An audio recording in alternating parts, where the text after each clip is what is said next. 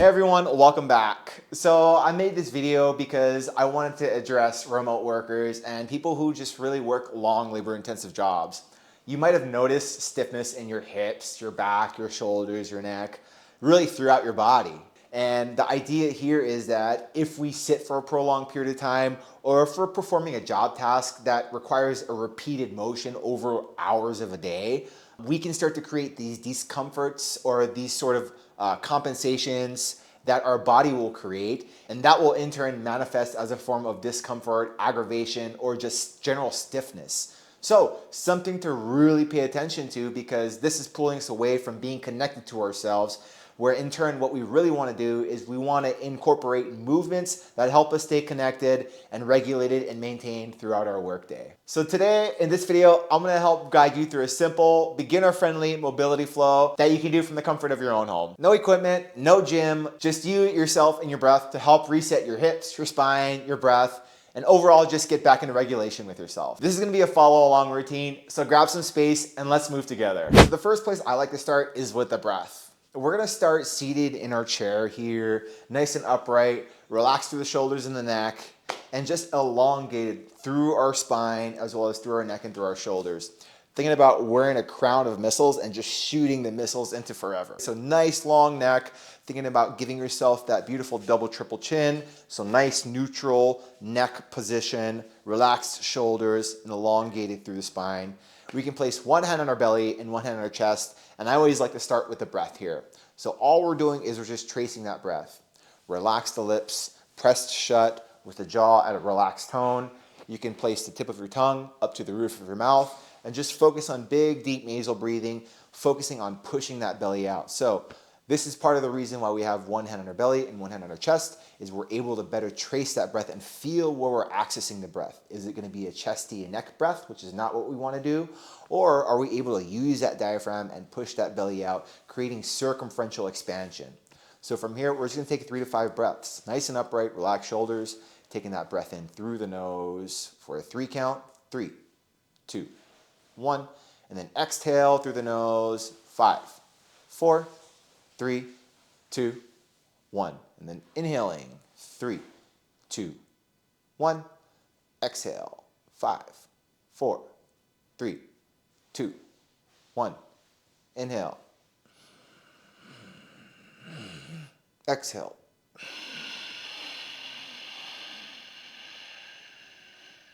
Two more. Inhale. Exhale.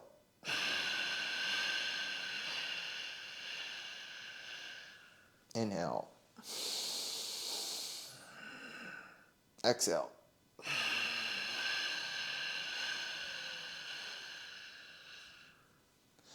And resume the normal cycle of breath here, nice and relaxed.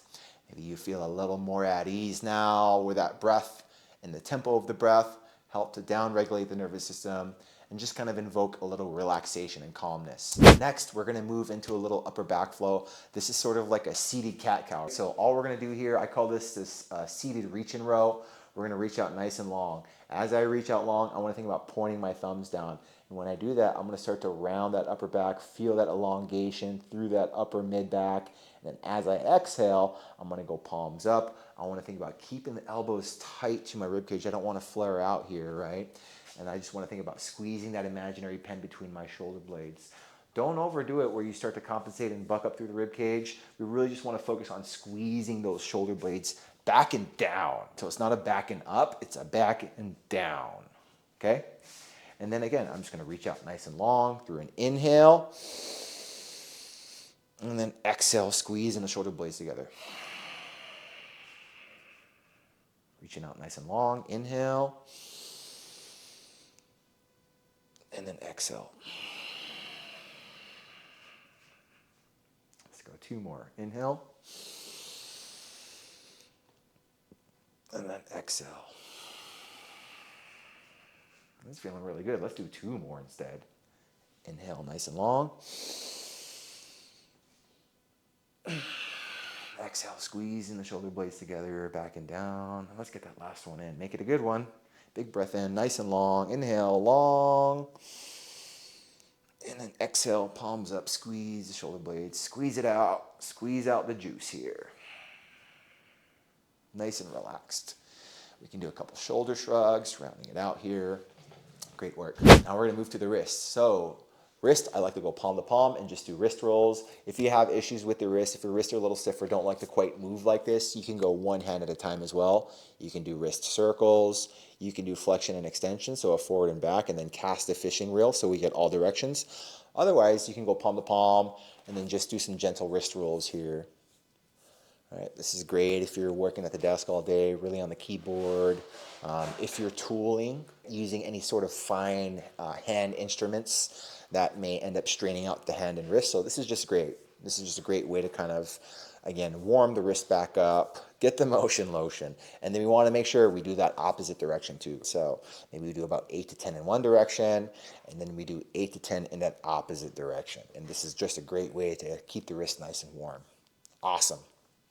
Now, from here, we're going to go to the hips and low back. So we're going to take a standing position now.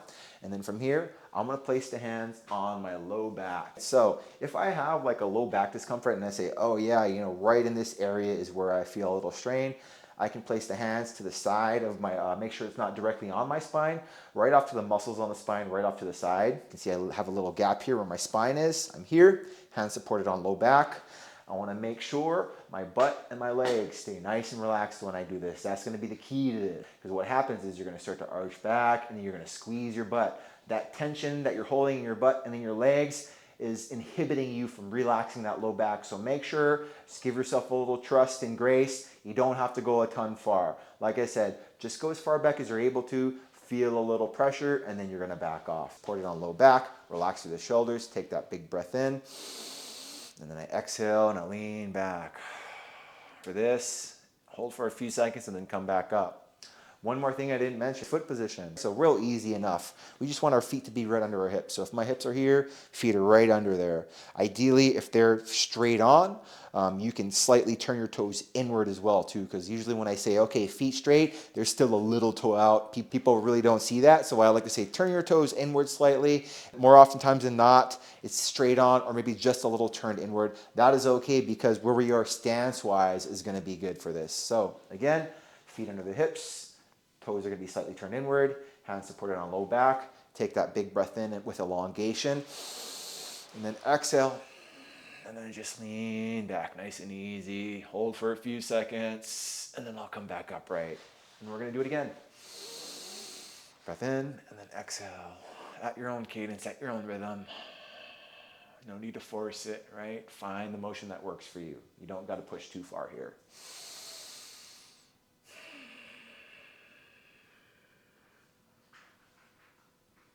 Keep going. Another one, big breath in. And exhale.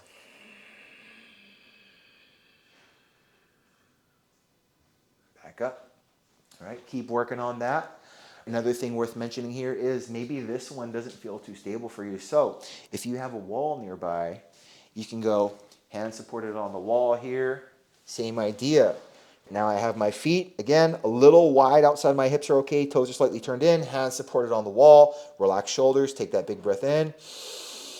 And I can just bring my hips through. Same idea here. Now I just have a little bit more support on the wall. So another option for you, you can go wall supported. You can go standing extension as well too. We got options here more than anything. This is going to be great, especially if we're seated for a long period of time. Always bending forward. We got to remember, we can also bend backwards. And quite oftentimes, I find within the clinical setting, people that have low back discomfort is because they're always in a forward flex position. More oftentimes than not every time, but more oftentimes than not, what I'm seeing is people in a prolonged seated position, people always bending forward, labor-intensive jobs. I work around a lot of people who work in the maintenance industry. They're working on heavy equipment in a tight, weird, confined position, awkward posture. So I'm bent forward, so you can see treating my back like a fishing reel here, which is not what I want to do. Ideally, if I'm in a better position here, but hindsight's 2020 when you're in the field, doing the job, just getting it done. Sometimes we just don't really take appreciation or we can't really find that best position. So having said that, Low back extension is going to be great to help offset that position of being always in that forward flex position. The next position we're going to do here is going to be a knee swivel. For this one, I like to go feet together, knees together. We're going to soften the knees here, and I'm going to go hand support on the knees, and then I just do knee circles, right? Just like the wrist rolls. I want to make sure I have full foot engagement, and I'm just promoting good, healthy motion through my knees. The reason why I like this motion is because we're hitting all ranges of motion. We're hitting knee flexion, extension, we're hitting tibial internal and external rotation. And joints like our knees, our shoulders, our hips, they excrete what's known as synovial fluid. And synovial fluid, we're going to switch directions now, but I'll keep going off of the synovial fluid here. Synovial fluid is kind of like that joint, that natural joint lubrication. And that joint synovial fluid is only excreted when we warm the joints up, when we do some motion, right? And so it's really true when they say motion is lotion, right? We got to move our body. Otherwise, we end up getting stiff. We end up getting dysfunction and discomfort because we're doing not enough of something. So something to keep in mind when you're out and about throughout your day. All right, and last, we're gonna finish off with a little seated rising suns. I like to do this one standing usually, but we can end this in our chair. We can also do it standing. All we're gonna do is in a nice seated upright position. We're gonna start with our hands to our side, take that breath in. As we take that breath in, we're gonna rise our hands up. Make sure we're not using our upper neck and shoulders here, or our upper neck and our traps. We wanna just be using that shoulder coming up. You see I got airplane hands, and then as I start to get above parallel, I'm starting to do hitchhiker thumbs. I go out, and then when I'm up overhead, my palms are now faced backwards, right? Boom, and then back down. We're gonna do 3 of these, so take a big breath in as you rise. Maybe I follow my hands, looking up overhead, and then exhale. When I'm doing this, I want to think about actively pulling my shoulder into the socket. So keep the shoulder stable as you move. So again, next one, big breath in. Keep the shoulder set, following the hands, rising sun overhead and back down. Nice big exhale, let it go. And we'll do one more here. Big breath in, up overhead, nice and big breath, nice and long.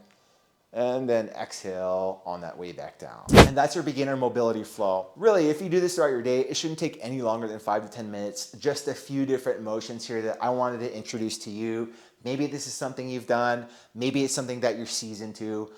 Either way, all of these motions are really low-hanging fruit, especially if you're in a remote work setting where you're really glued to a desk all day. If you're working a labor-intensive job and you're just doing repeated motions throughout your day, this is going to be that movement opposition and movement variety that helps just keep you maintained and functional throughout your life. Some things to think about, but more or less the concepts here are bring awareness to your day. What is something that you're doing constantly throughout your day? And what is something that you're not getting enough of? So, like I mentioned in the seated position, if we're seated for hours and hours throughout our day, if we're always bent forward, working on equipment, whatever it is we got going on, make sure every so often we're doing the opposite of that. We're getting the opposite motion. Because, as I said earlier, motion is lotion. And if you watch a video this long, be sure to like and subscribe, as I will continue to push out more content like this in the future. And before you go, I have a quick question for you that you can leave in the comments below. What part of your body would you say is the most stiff? Where do you feel the restriction?